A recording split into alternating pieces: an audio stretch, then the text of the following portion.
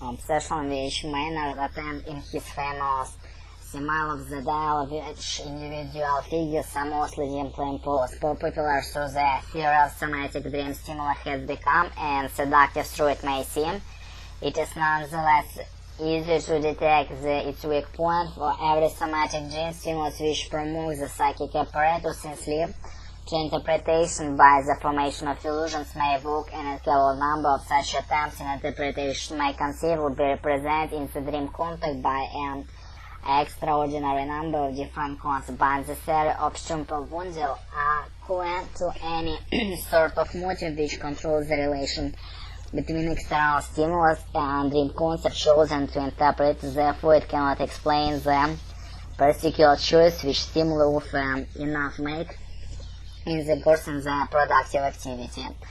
Lebensgrundsachsen der Seelenlebens. Other objections may be raised against the fundamental consumption between the theory of illusions, the assumption that during sleep the mind is not in condition to recognize the real nature of the objective sensory stimuli. The old psychology burdock shows us that mind is quite capable, even during sleep, of a correct interpretation of sensory impressions which of reacting in accordance with the correct interpretation as much as demonstrates the certain sensory impressions which, since a portion of the individual may be forced from a general neglect of sleeping mind, and that is more awakened by one's name than indifferent auditory expression, which purpose, of course, that is mind is limits between sensation even on sleep.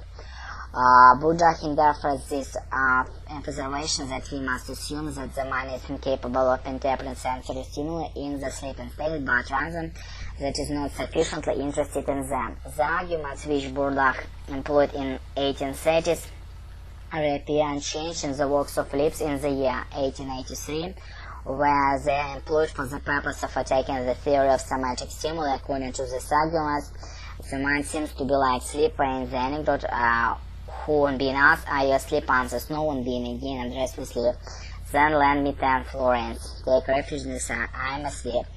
The inadequacy of the theory of somatic dream stimuli be further demonstrated in another way. Observation shows that external stimuli do not oblige me to dream, even though the stimuli appear in the dream content as soon as I begin to dream, supposing that I do dream.